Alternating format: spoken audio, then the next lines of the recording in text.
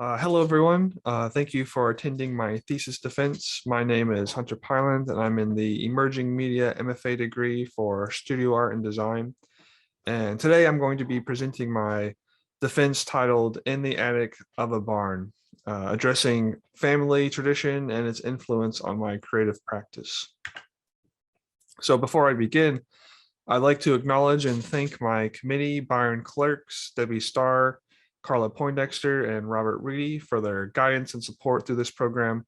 And I'd like to thank them for sticking with me and pushing me to not just be a harder working artist, but a harder working person. And over the course of this presentation, I'm going to be going over my upbringing, how it has influenced me. Secondly, I'll talk about memory and how I incorporate the concept into my work. And thirdly, I will go over my plans of continuing the lifetime journey of an artist. So to begin with my abstract, I create wooden and metal sculptures that are abstractions of old memories that examine, celebrate, and embody my rural culture, upbringing, and heritage.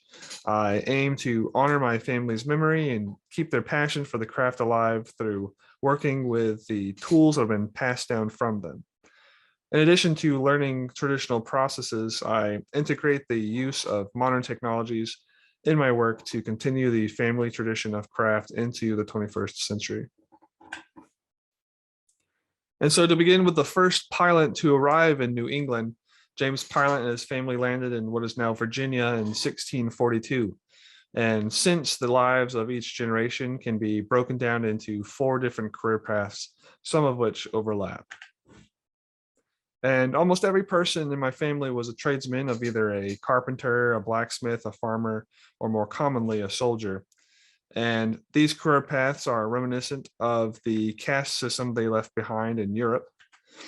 And these careers have continued to be adopted by my family to the present.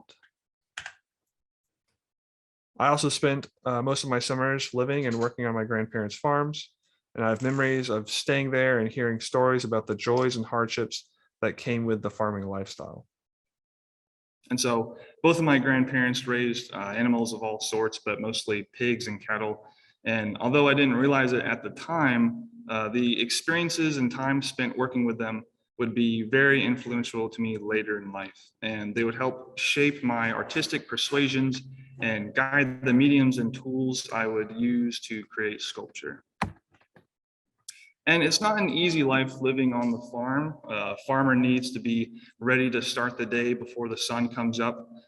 There's always something to do. Maintenance usually involves mending fences, mowing fields, feeding animals, clearing predators, and more. And it's truly a labor of love.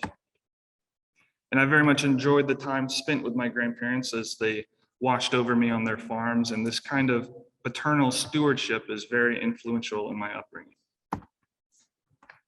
And paternal stewardship is something that I resonate with in the works of Tracy Linder. She is a South Montana farmer and artist, and her work makes statements on how we as people can survive in rough conditions and how we should be caretakers and stewards of the land. And in the words of Tracy Linder, in this place, I'm surrounded by the harsh realities of storms that can wipe out a year's crop in minutes, by ranchers braving the blustery cold to rescue a newborn calf from certain death, by a community that will drop everything to help extinguish a fire, and a sense of isolation that can be both comforting and profoundly lonely. And so when taking breaks from work, I would climb into the attic of that barn and I would look around and pick up various pieces of scrap. And each piece of scrap had some sort of utilitarian purpose. For instance, a latch, a bullet casing, a screw, or a nail. And although I didn't know it at the time, I began to look at scrap sort of like an artist. I was breaking them down into their most basic elements of design and looking at them for their formal qualities. And this is what I think kind of separates an artist from that of a carpenter, a blacksmith, or a farmer, to be able to look beyond the utilitarianism of an object to see it for its formal qualities in the context of art. I began to construct the head and body of an imaginary dragon, And as the sun was beginning to set, I left the barn that day and a seed had been planted. That seed of becoming an artist would lay dormant until much later. And I also grew up on a Marine Corps base with my father. And needless to say, growing up around Marines can have a powerful impact on you as a kid. Both of my grandparents were in the Navy and the Air Force as well as their fathers and so on. And as with most military families, the tradition of joining the military is something that's oftentimes expected. And the same goes historically for those trades of carpentry, blacksmithing, and farming. The skills, tools, and trade tend to stay within the family and be passed down to their children. And I could kind of feel the self-imposed pressure and expectation of living up to my father and the other men in my family that preceded me. And however, as much as I wanted to fit the mold, much like this helmet here, it just was not a right fit. But I believe that if I become a practitioner of the same methods and mindsets of my family, I am in spirit no less a soldier or tradesman than they. As an artist, I can wake up before the sun rises with the same discipline of a soldier. I can work with the precision of a carpenter and the strength of a blacksmith. And I can oversee my work and my art with the same diligence and care as a farmer. And if I combine and channel these traits into my work, I feel I earn a place in the family. And during some of my research of famous sculpture artists, I found inspiration in Robert Rauschenberg's elemental sculptures. This series explores some of the basic formal aspects of sculpture like volume, line, mass, and space. And he would only use rudimentary construction materials as well as raw materials found in nature. And the combination of these materials serves no real inherent purpose or function, but Rauschenberg would orient them to look as though they do. So I began to start experimenting with materials, like how I did in the barn when I was younger, looking at them for their properties and breaking them down into their basic fundamental principles and elements of design. And I believe I found success in this sculpture I created. So using the materials that are required to actually build a barn, wood, nails, and metal, I created a miniature landscape depicting the isolation of the farm alongside a tree line. Each of the nails were placed at varying heights to give the illusion of a tree canopy, and their surface beginning to rust and turn orange like that of the fall season. And the barn, being so small, sort of forces the viewer to get closer and to engage with the sculpture, and you begin to kind of understand the perspective of the thing. A nail is now a towering tree, and the rust of the nail now acts like bark.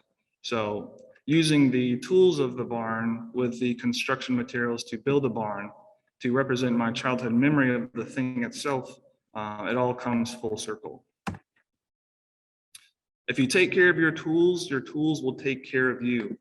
This was something told to me by my grandfather, and since choosing the path of an artist, I can use these woodworking and metalworking tools that have been passed down to me from many generations before. And in the words of Keith Francis, a former chairperson here at UCF, beyond that, I would say that well-made and maintained tools are just beautiful aesthetic objects. They become more beautiful as they age if they are carefully handled, oiled, and polished. And Jim Dine, another painter and sculptor, shared a similar opinion.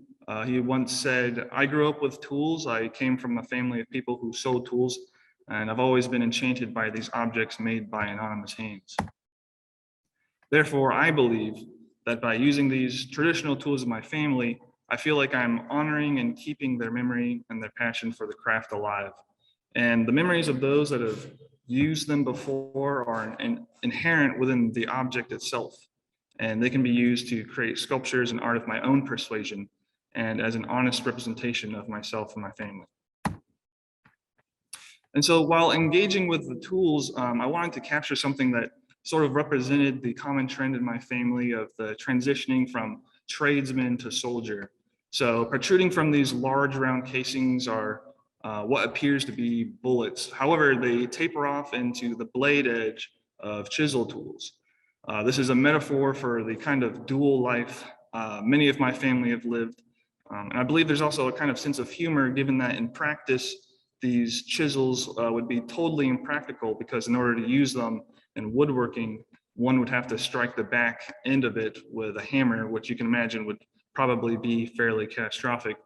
And I think this statement also makes a comment as well on the danger of how tradesmen and soldiers engage in their daily lives.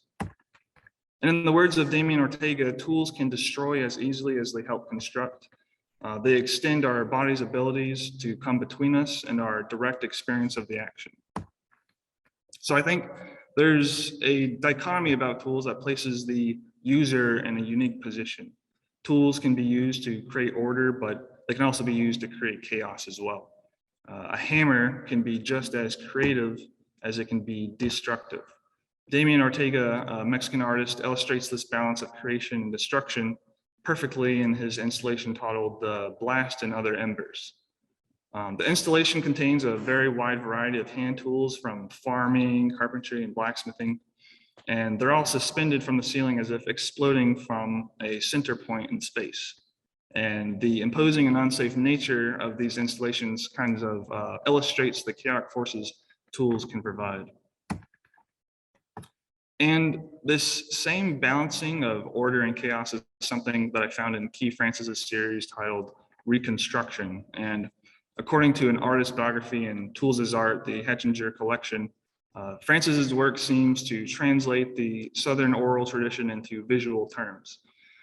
And this series is a direct reference to the constant battle between deconstruction and reconstruction that goes on after a town is hit with a tornado.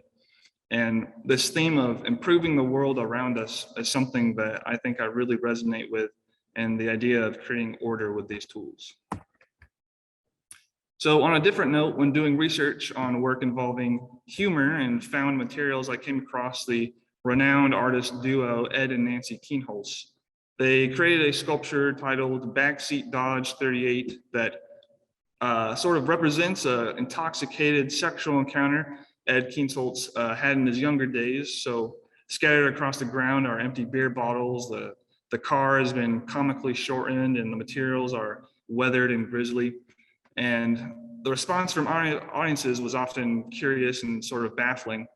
And although the context of the sculpture is very different from my line of work, I believe there's a similarity in humor in the use of materials. So as an experiment, I began to start thinking about the materials of the farm and how I could try to capture memory within them. I began to twist and fold barbed wire into familiar gear a farmer would wear, starting with hats and boots. And I wanted to create a sculpture in which the farmer would be represented by the fence itself.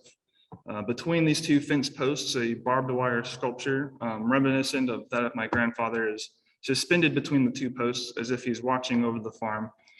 And I'd like to think there's a sense of humor in this sculpture, which is why I titled it Cowpoke, given that the purpose of barbed wire is to poke cows, and it's also just another term to mean a cowboy. Unfortunately, though, I think after making a serious attempt at trying to capture the memory of my grandfather using materials associated with the farming and ranching lifestyle, I believe the work sort of falls short of my goals due to its sort of lack for room of contemplation. And so in a similar attempt to capture memory, I started working on a series of giant fishing lure sculptures.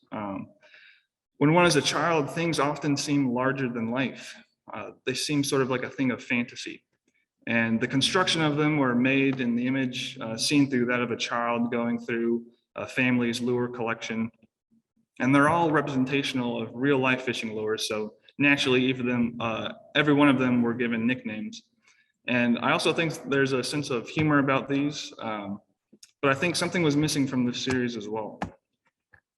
And in hindsight, I think their novelty and oversized nature are something I find very humorous, but at the end of the day, I was trying to create something more meaningful. I'd made a serious attempt at trying to recreate, honor, and cherish a beloved memory, but I think fell short because of my reluctance to create as an artist, but instead like that as more of a tradesman. Despite this, I think this series was a success in a way because I was able to learn and develop processes used by my family, like lathe-work and blacksmithing. And I felt it was appropriate to include in the display of the show because it also shows a kind of shift in attitude towards art making and the next iteration of lures that I make. So I didn't want to give up on the concept of the lure design, so I revisited them. These are some of the early redesign concepts with the eyes and the same style hooks. But the gingham pattern that's found on the clothes that are commonly worn in my family has been applied. However, I knew that I needed to abstract it further. So when it came time to finally building them, I began to think and create more like an artist. Instead of making my own hooks, I instead found and connected real hooks that were collected from my grandfather's barn. This usage of found objects goes back to that first moment that I started making what I would now call sculpture. I'm drawn to the inherent strength of these chain hooks and their ability to pull incredibly heavy things. And I hope by the presentation of these lures being abstract and sort of unconventional, they can better catch the eye of the viewer just as a lure catches the eye of a fish. And by going into the barn and using old equipment as part of the sculpture itself, I believe it's a much more intriguing and meaningful strategy of capturing this memory of mine. So shifting gears here, another artist I found in my research is that of John Tingley. His impressive kinetic sculptures are known as metamatics, and they're built to explore the absurd side of humanity's reliance on technology. They're also a reflection of time. Each part of his sculpture is interconnected and rotates in unison like a giant clock. And it's a process that's very intriguing to watch, and one can kind of get lost watching it in motion. And there's an aspect of futility about this sculpture as well, just running continuously again and again, and for really no kind of utilitarian purpose. So this is something I tried to achieve within my own kinetic sculpture.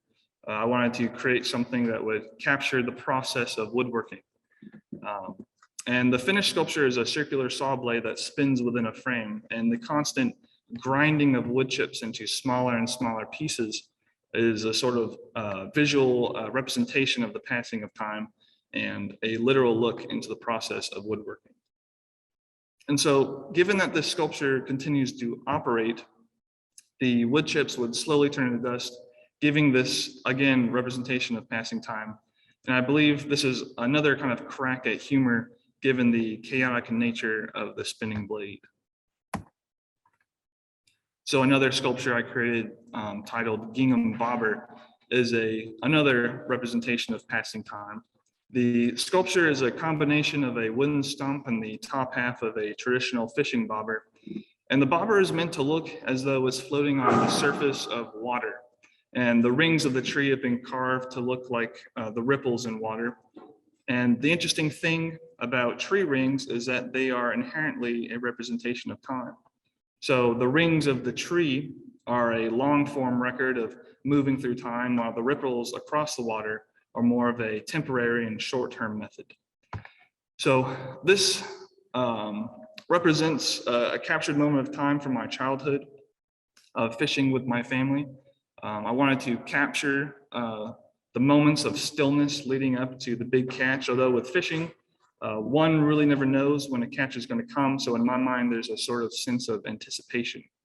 Seconds can seem like hours, and the gingham pattern again is being applied to represent the familial bond and to catch the eye of the viewer, just as a bobber does when fishing. And in the words of Marcel Duchamp, you have to approach something with indifference as if you had no aesthetic emotion. This choice of ready-mades is always based on visual indifference and at the same time on the total absence of good or bad taste. So what Duchamp meant by his ready-mades was that he's leaving it up to the viewer to sort of interpret what the resulting work means to them. Duchamp could declare an ordinary object a work of art simply by the act of presenting it as such. This is the bottle rack sculpture he presented, which is simply just a bottle rack collected from a hardware store. And it's meant to place emphasis on the idea behind a work rather than the physicality of the work. And so I wanted to do something in the same vein, but slightly different. I wanted to present the instrument or tool used to create the art with the art itself. Something that I often think about is the many ways in which I can create art with tools, and a typewriter is meant for typing messages, but to an artist, it's just another medium for creation. It can also serve the purpose of simply being a simple or representation of something more meaningful.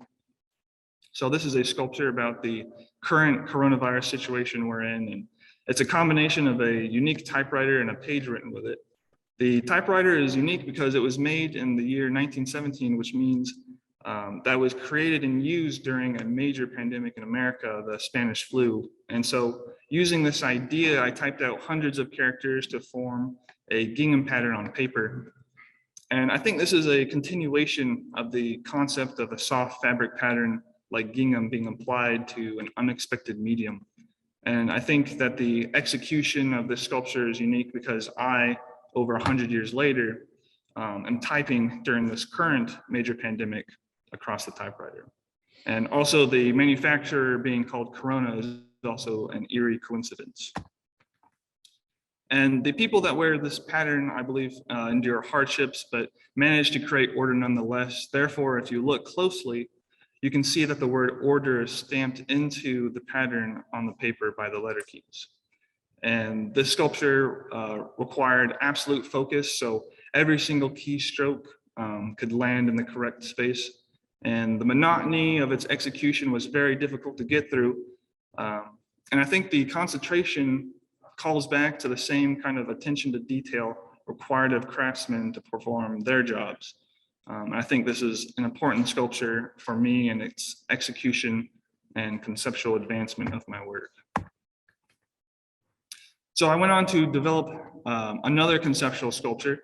I did research on famous woodworking conceptual art, and I came across this painting. And I'd seen it before, and I'm sure most of you have seen it as well at some point, but this is René Magritte's The Treachery of Images, and it features a painting of a pipe with the French words, and I practiced this, "Cis n'est pas une pipe," which means this is not a pipe. And it forces the viewer to consider the construction of language, being that this is indeed not a pipe, but rather a painting of a pipe. And this is the irony or treachery of images. And being that I work with wood, I thought it would be a clever idea to make a response to this painting almost 100 years ago.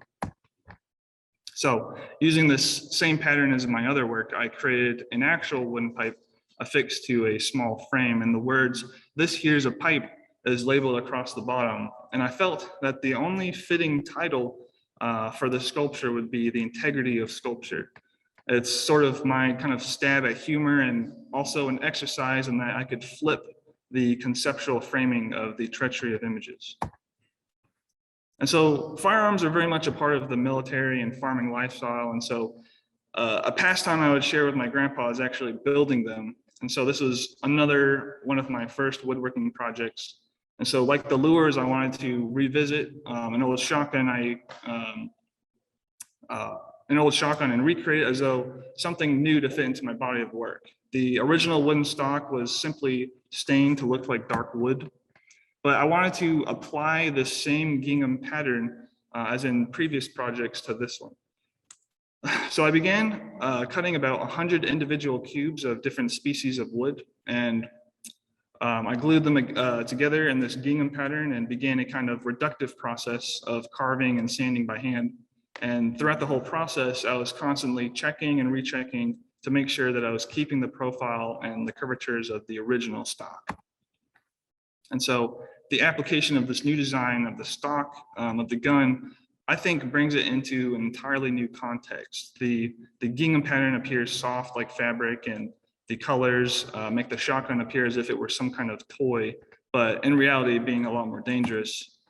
The main reason for applying the pattern is to, again, embed the concept of order onto another tool, one that is near and dear to me. And I believe there's also a sense of irony, being that this pattern applied is being applied to such a potentially dangerous tool. And so as with all of my sculptures, there's a divide between actual utility and implied utility. For example, the giant fishing lures and chisels have implied utility, being that they wouldn't actually be able to be used, versus the wooden pipe and this gun here could actually be used. So this begs the question of how to present this work, being that they do in fact function. But I think this goes back to that same previous concept I went over of Duchamp's ready-mades. Although this is in fact can and function like a tool, it is at the end of the day a sculpture because I choose to present it as such. And so rather than create sculpture on experiences of the past, I wanted to create something I've observed recently. At one of my recent machine shop jobs, there were pieces of sheet metal that were being used to dial in the focus of our advanced laser engraving machines. And there were dozens and dozens of these sheets laying around with all kinds of shades, textures, lines, and patterns. And being an artist and a maker of patterns, I began to see the potential that these machines had. I began to dial in the machines to produce my Gingham pattern, turning digits and machine code into varying shades and grids. And so when the shades were dialed in, I began to apply them to a backsaw. So I wanted to use one of the most simple and rudimentary tools I had with one of the most advanced machines that I had access to. So I brought in one of these back saws from my grandfather's barn and applied this texture square by square using a laser engraving machine. And this machine uses a beam of light to burn varying shades of black onto metal. So instead of creating this Gingham pattern with my hand tools, I wanted to apply this pattern to the tool itself. This sculpture piece continues the idea of turning chaos into order, turning rust into rose, and embedding the memory of my family into this tool. And this idea of embedding familial history into tools is something I found in the work of Tracy Lender. In her series titled Shovels, she embedded photographs of farms, bones, animals, and crops into shovel heads made of beeswax.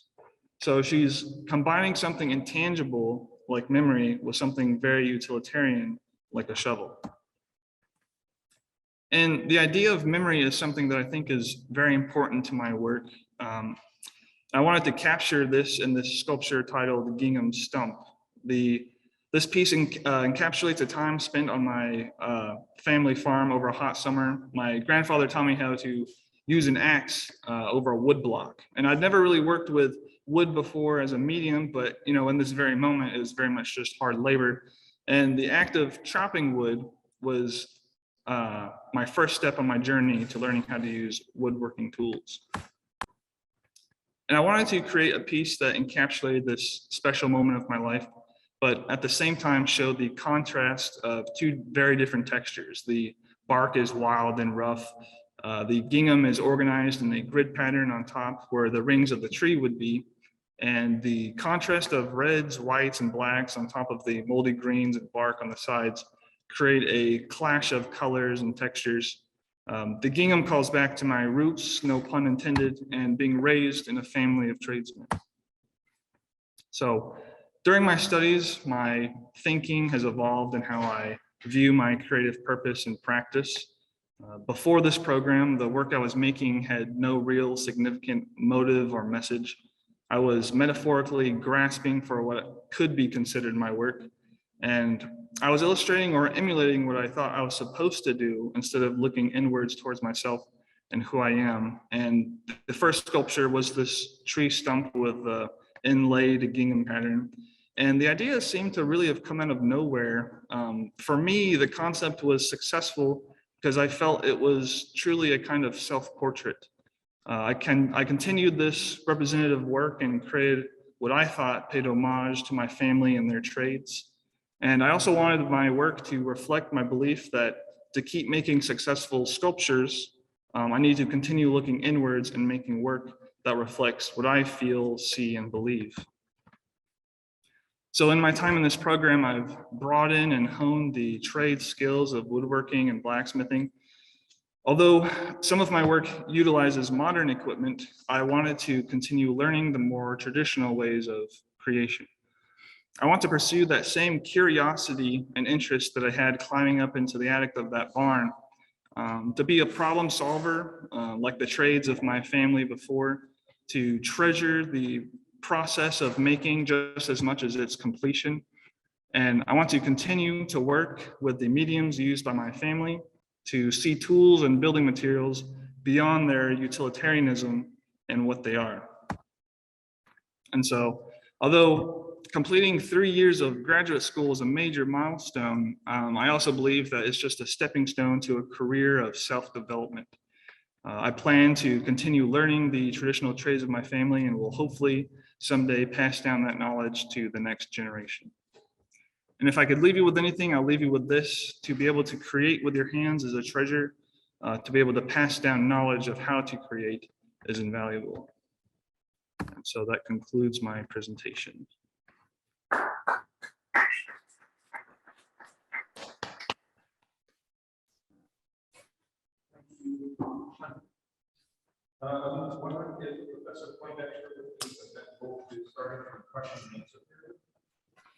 Jason, it's very hard to hear you.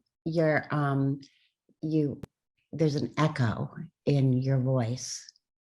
Let's see. How do I sound to the rest of you? Great.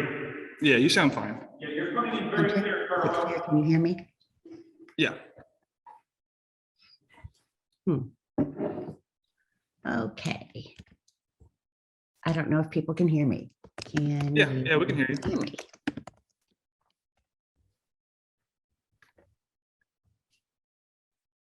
Hello? I think we can hear you just fine. I don't think he can hear me. Can she hear us? Can she hear us? Oh, you can hear me. Okay. Yeah, perfect. I'm not getting any response from Hunter. Hi, Hunter. That was a very, very good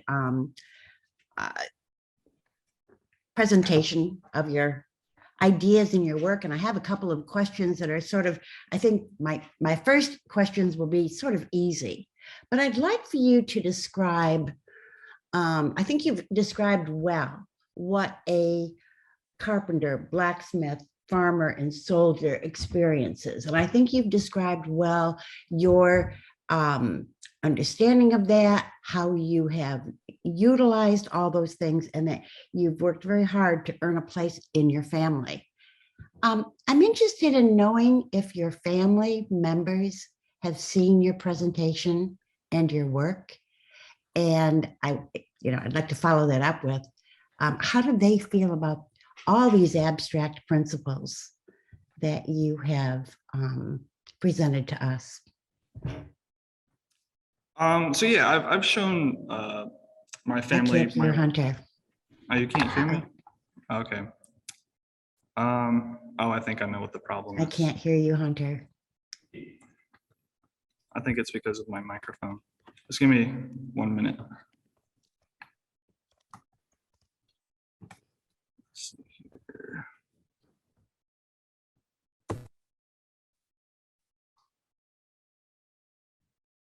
Hello, hello, hello. I think my microphone's working. Still can't hear Hunter. It keeps. Yeah, I mean, Ashley just said that she can hear both me and Carla. Yeah, Carla, can you hear me now?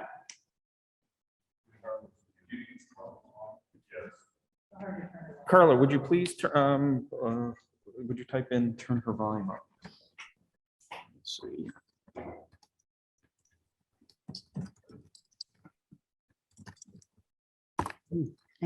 I'm hearing something. Hello, hello, hello.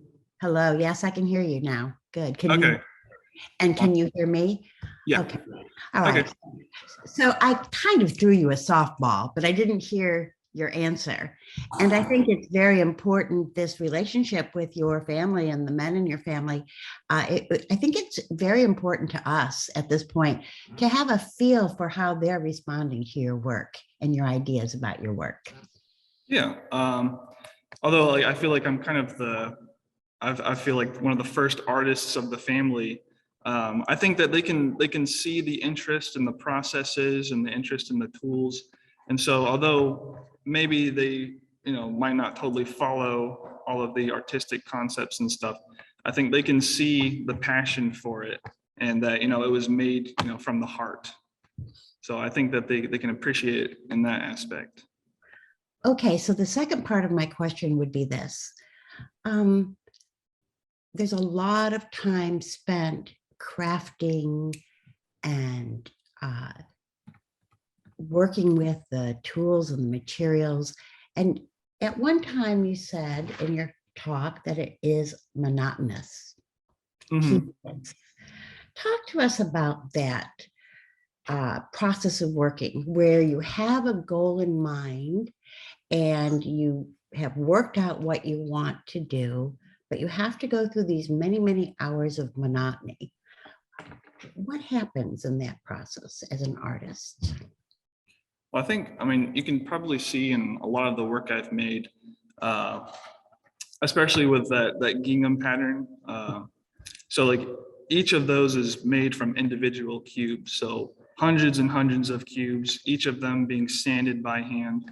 And I think that really kind of like plays to the, I guess, like the lifestyle of those trades where you are working in a lumber mill or in a blacksmith forge where you're just working away, just trying to keep focus and dialing in on something so small, but at the same time, like taking a step back and looking at the project as a whole to make sure that you're still on the right track. I think that might have answered your question. I think it does. I think it's very, very intriguing. Do you, when you're involved in making your art, do you lose sense of the outside world? Because I think that's at the core of what you're doing. It's a very interesting thing. A little bit like fishing, I would imagine, you're Right. and I thought that was a very interesting thing in your talk.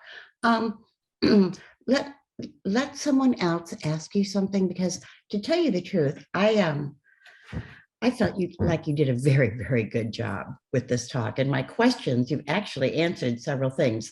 So let me have a little time to work through some of the things I'd like to ask you after this. Okay. All right. Thank you. Yes. I'm going to ask a couple of questions now. I'm going to talk and ask a couple of questions now. You hear me? All right. I see that in the work right now, you're using all of these tools that you had in the back of your grandfather's barn and things that you're using there. I remember the Lord you built something. With the other ones, you're sticking to the found objects. Would you ever consider creating, like if you've been influenced a little bit by Tracy Linder, like of creating new objects with other media to portray something? Right. I think some of the things I'm going to try to explore in the future after this program is, like how I did in the barn, taking things like, bullet casings and construction materials like nails and wood. And I think maybe exploring them further, trying to see like how I can create more things with stuff like that. Okay, because for me, I see at the beginning it's very small. You were within a size range. But in the future, would you consider that long enough? Yeah? Oh yeah. I think, there's really no limit. I think the choice of objects and materials is important. And those things can range from, something as small as a nail to something, as big as like a tractor.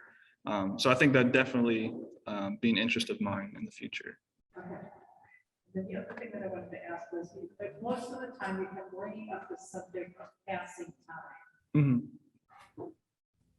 Now I get that, the lures and the tools that you are passing time with the Bob and it seems like I'm creating the water thing. So how would you continue that in your work, that passing time?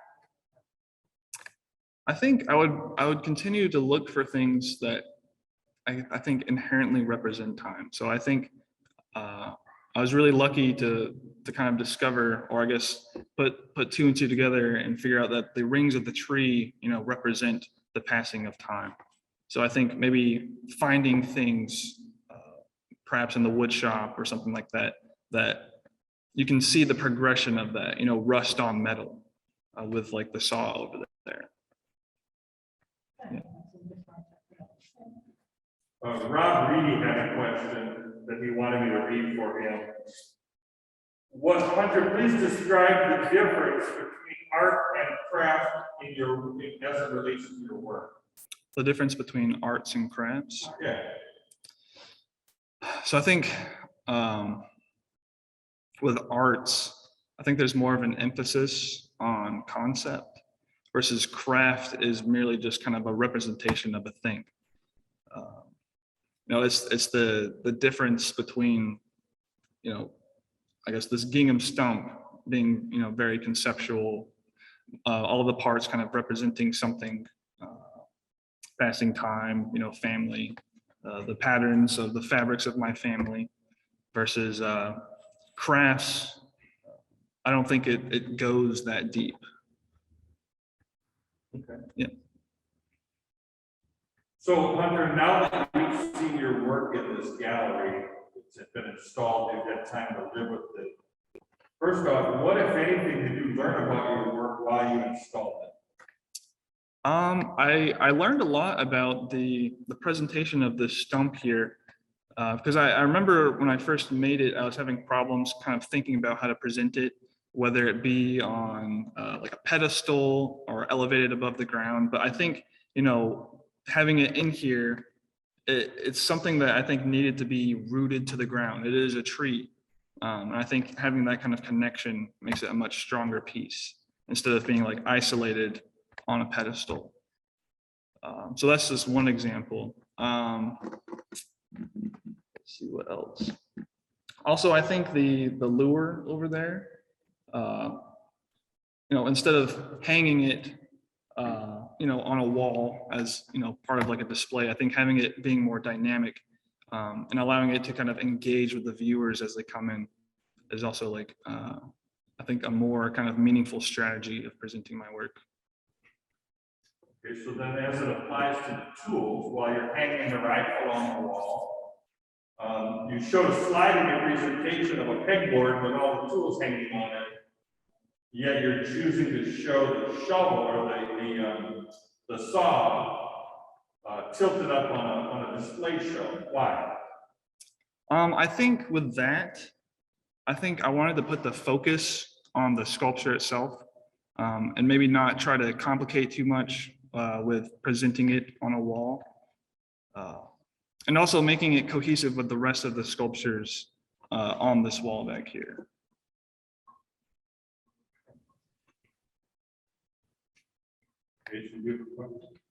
So I think that's a very interesting line of thought. If I could maybe continue with Byron's ideas about your space. In a perfect world, would you be happy repeating this kind of installation? Or can you imagine a space where all these elements would maybe resonate more in terms of what you're trying to say about memory and craft and time and all these poetic things that you're doing? I feel that the poetry behind your work may not be revealed as much as it might be in some other type of installation. Right.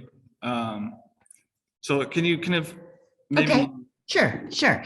All right. For example, you photographed your pipe with the grass. Okay. And at first I thought, why did he photograph the pipe?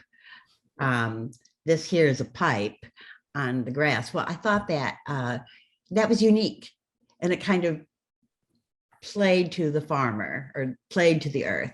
And I'm wondering if this show might work better in a barn or an apartment or a constructed, space, or maybe there would need to be some kind of movement through space where you would go into one compartment, open a door, and another thing is there. Is there anything that you can imagine at this point, or are you happy with this formal presentation of your work? I think I think if my work were to be like presented in a barn or some kind of like rural setting or structure, I think that would kind of place them in context. But I think there's also something to be said about, taking this out of the kind of barn environment and putting it into a white wall gallery. I think it might even contrast and like emphasize those things even more. It's a little bit like Duchamp, isn't it? You know, Right. taking the urinal out of the actual space and put it into a gallery, and that brings context. Okay, so who was writing about Duchamp? How did Duchamp have the power to and the prestige to just declare that his ready-made was art? I think, with the Duchamp, I think he just wanted to challenge the understanding of art at the time, which, that's what art is about, right? Is challenging our preconceived notions and ideas of it. Right. So I think that's what he was trying to do. Good. I want to pick back up on Carla's point about the display. And so in hindsight, you work with the pedestals the gallery had with all of their different sizes and nicks and dents. And so would you, if you have another gallery show, will you build your own pedestals? Will they be on pedestals? How will you address that? I think as far as pedestals go, I think it would probably be in my best interest to build pedestals custom to and tailored to like my own work. So I think that's definitely going to be a strategy that I use in the future.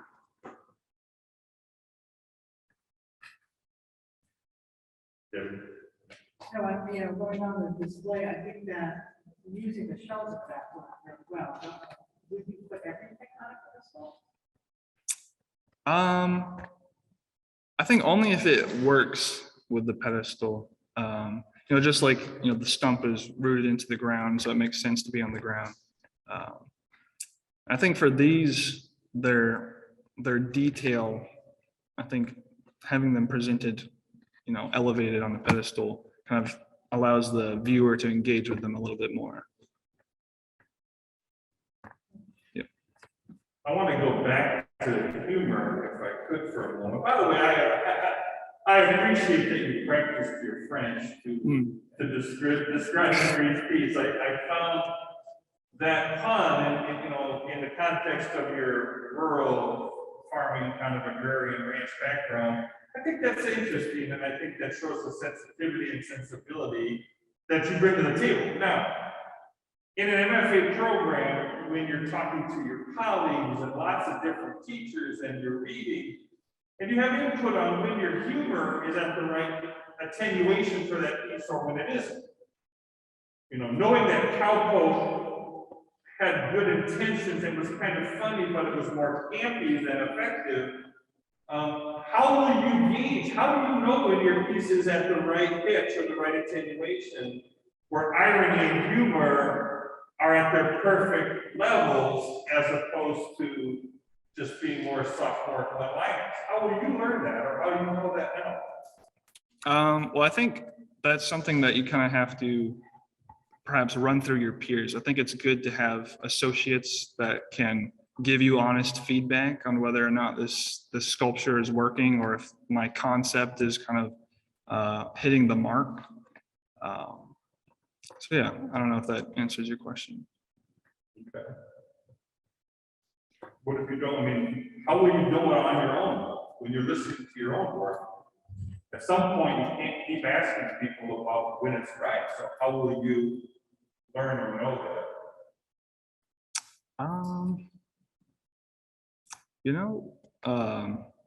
Can you like kind of rephrase the question a little bit? Yeah, sure. Well, what I mean is, like even the saw blade behind you, it's funny because it's not really dangerous because it's in a picture frame. So the irony and humor there is really smart. But it could easily have been, it could have easily failed too if you'd have tried to hide that, if you'd have tried to display the way that didn't show the false back. But if you don't have someone to ask, how are you sure that you're going to know that your work is funny or not funny? And I mean in the right way. Right. I guess that's just a part of the risk of art making. I find it humorous. So yeah, like I said before, just running it by your peers, sometimes they can give you honest feedback, but other than that, just looking inwards towards myself and finding humor in things. Okay. Hunter, that was a good answer. And I think the process of not just discussing things with your peers and being critiqued, when you show your work, then you do have a different feeling about it. Suddenly you've made it public. It's no longer really yours. It belongs to the audience and their responses. So now that the work has been installed, I think this is the thing I keep coming back to. Your work is excellent. There are several pieces that are not in the show that I wish were in the show. And there are several pieces that I wish you had talked about a little bit more. There's something very profound going on here, but I'm not sure if the exhibition of the work does anything more than, say, a science museum where each piece is displayed. But that profundity and humor and poetry, I guess you're satisfied right now, but I would think that that would be something that in the future, that's another big issue for you. Because I think you've thought out your processes, your reasons, your work is right there, but there's something about the exhibition itself that I didn't put that in the form of a question, I'm sorry, but I think will be an important thing. I was gonna say, I think that kind of goes back to what Byron said about making custom and tailored pedestals and maybe thinking more about how to display the work. Mm-hmm. But it's not so much about even the utilitarian or the formal object that I'm talking about. I'm talking about, the poetry of scale, for example, the lures. Having one lure is interesting, but you made, 9 lures? And having all those lures in a space would really make us feel even stronger about the irony of you making them and the scale of viewing them in a room at that perspective. I'm not sure if the installation is underlying the purpose or the content of your work.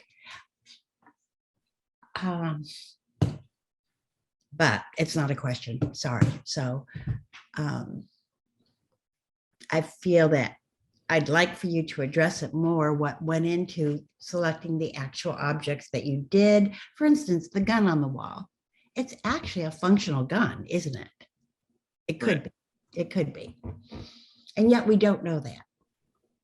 Where the typewriter is also functional, and you show us the function of it by the tedious patterning that you put together, that very minute and specific stuff. So I think somehow we're not seeing the object in the context of its meaning. So can you address maybe one piece in the show that you feel it's just right?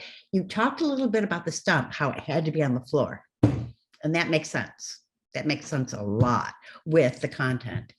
But the others are either on the shelves or suspended or hanging on a wall or on a pedestal. And I don't see how that is enhancing their meaning. And that's a tough one. So I think I did touch a little bit about the giant lure, kind of, hanging in front of my space here in the gallery. And I think, kind of like how a lure attracts a fish into its space. I think that's kind of what I was trying to do with this one, trying to attract people to engage with my work in my space. And that makes sense. That's perfect. But I'm thinking about all the other ones. I think the stump on the floor and the lure being hung to attract people into your space really does that. Should there have been a desk where the typewriter was on the desk? I'm just throwing that out there. I'm just wondering if I think the idea of enhancing the meaning of the pieces based on how they're installed could be something that you think about more in the future. That's it. Right. Yeah, I think that's something I definitely need to develop. And I think it's just as important as learning all these processes and whatnot is, how to display your work. Mhm. Well, your answer to Byron about, how do you know if something's humorous or how do you know if something is successful, I think is good. Very good. Trusting in yourself, getting to know yourself. You find it humorous, therefore you are authentically creating something that is biographical and gives us a kind of opening into your personality and your ideas. So very good. Okay, I have nothing to ask. I really feel that you've done a great job. So I'll I was going pass. to say, I think Byron has one more I question. just have one more question and then we can open it up to the audience. And in writing a thesis, right, because you're working through things, it's a constant evolution.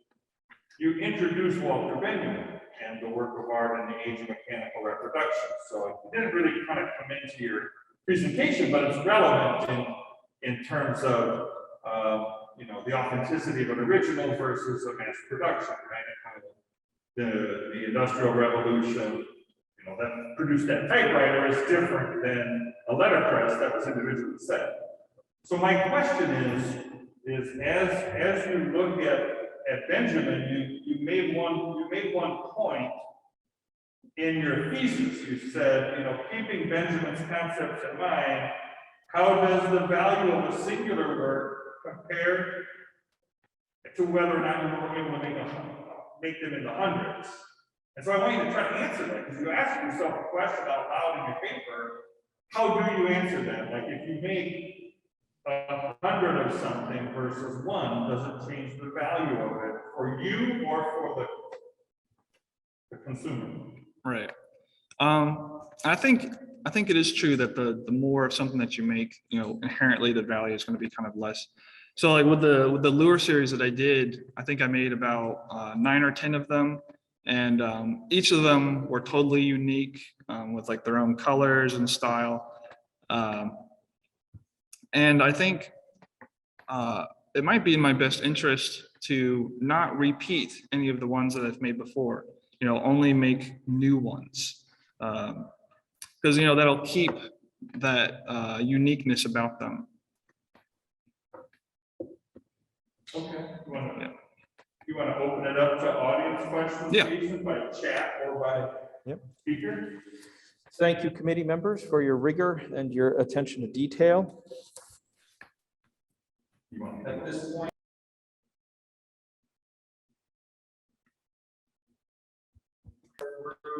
Chat. Repeat that. Okay. Are you speaking through your microphone? Sorry. Okay. Let's say right now. So what am I doing? Can you repeat that? Open that up to Oh, okay. All right. So we've finished questions from the committee. So if there's any questions from like members of the audience, you're more than welcome to speaker, or they can put it in the chat. Yeah, to speak or to place your comment in the chat box.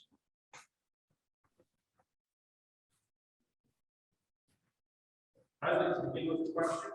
Yep. As your artwork is primarily based on your own reconciliation with your family and traditions, what value is there for someone outside of yourself or your family? All right, I think that's a really good question.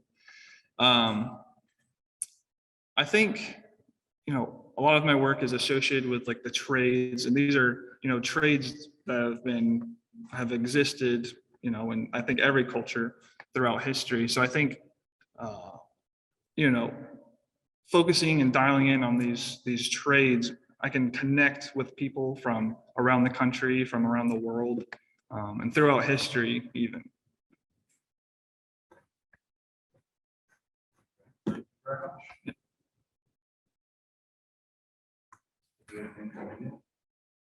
No, I don't see any questions in the chat.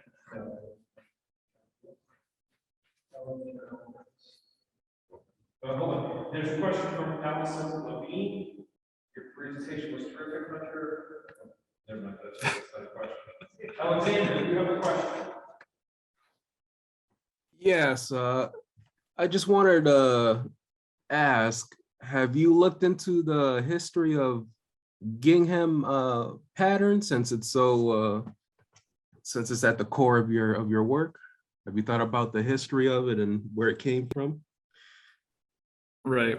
I have looked a little bit into the history of it, but for the most part, I'm kind of concerned with just my own familial context of the thing. You know, because like this pattern exists around the world, right? So, you know, everyone's going to have their own kind of associations with it. So I'm only really concerned with my own interpretation of the thing. Yeah. Why is there no actual Gingham in your art? Well, I think it's using the lights and reds and darks. It's kind of just like an abstraction of that pattern. I think to literally have gingham, you mean like the actual fabric? I think it's too literal for me. Why? You have actual saws, you have actual typewriters, and you are working with Marcel Duchamp's idea of a found object and ready-made. Why is that too literal compared to other things? So why is actually using gingham too literal? That's what you said. Yeah.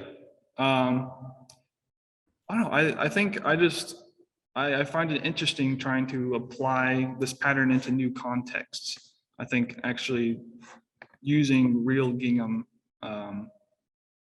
you know, kind of like the barbed wire sculpture, it's too much. There's no real, I think, room for contemplation, and it's just, I think it's just, I like abstracting the idea of it into this like physical form.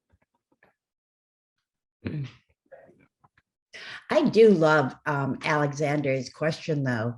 The meaning of gingham. Have you looked it up? You kind of went around it and you didn't give us an answer. Is there anything that is connected to Americana or your Scotch history? Is there anything in gingham that you might be able to pull into the content of your work? Is there anything from history I can pull into? Yes, your history, your ethnicity, your background, your roots. I mean, you talked about how your family came here in 1642. Mm-hmm. And the Pyants were carpenters, blacksmiths, farmers, and soldiers. And the farmer, I would imagine, the gingham kind of happened there. But how and what does that mean? What is the gingham? I understand completely, and I think it's very effective that you're using it based on your memory and the commonness of that pattern in that lifestyle. But have you dug deeper, especially into, you know, plaids? Plaids themselves have meaning in the Scottish heritage. So, Right. So I think maybe just exploring it further. I think that's kind of what you're. I'm wondering if you have, and if you have any more knowledge of the actual pattern gingham and what it represents in a culture that you may be connected to. I mean, I just look at it through the lens of, you know, my own family and my own experiences. Okay. I really can't speak for much of that. Okay, that's fair. That's fair. Any other questions from the audience? Last call. You talk more about scale and to work, but most of the work showing particular suspicions all like panel size. Is it important to play more with that? I think taking like a little bit more like why is it 3 feet, not 6 feet or 10 or 15? That doesn't make it above and beyond. Right. I think there is a first kind of limitation on, working space. There's a limitation on, what your tools and machines can actually handle. But I think for the lure, for instance, it was large to kind of, represent, the eyes of looking at, a fishing lure collection as a child. I think, in the future, I definitely want to try to explore more with the scale, because it's such like an important part of my work, and it can, really emphasize certain things within it as well.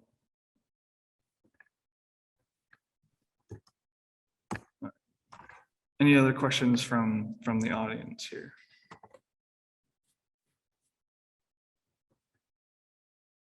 At this point, that we would conclude a couple presentation of Hunter Pyland's thesis event. Congratulations, Hunter. Thank you, audience members.